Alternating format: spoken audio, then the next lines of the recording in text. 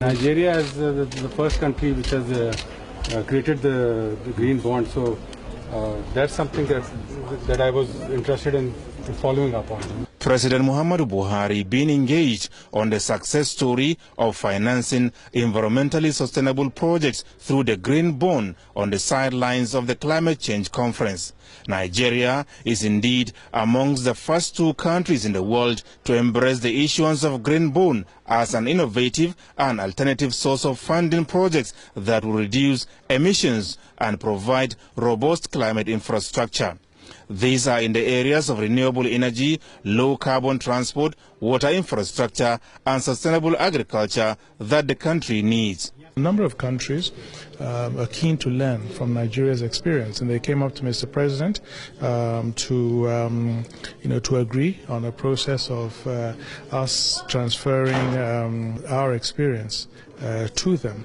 At COP24, Nigeria has also been able to raise global awareness on the serious environmental and security challenges facing the Lake Chad region following the drying up of the lake that used to be one of the largest freshwater lakes in the world. Mr. President has been able to sensitize a large number of countries to understand the crisis and to express a willingness to help to support in finding a solution to the crisis, and that's I think the main objective, and I would say a successful objective. The Italian government has agreed to support the finalization of the feasibility study for the interbasin transfer with the grant of 1.5 million euros. And they actually kept their promise. Bottom line is we have no other option of saving Lake Chad than interbasin transfer of water from the Congo Basin into the lake.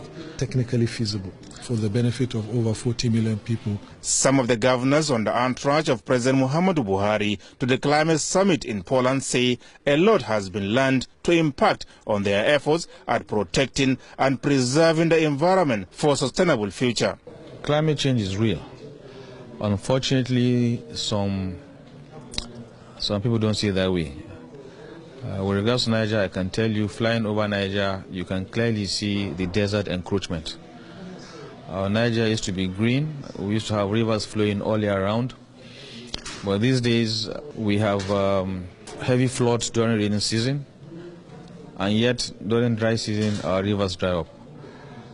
Even River Niger is being threatened with climate change. We put in place a strong task force to address tree felling and people burning down forests and what have you.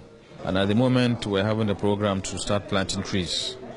I hope it will reduce some of the effects of desert encroachment and floods.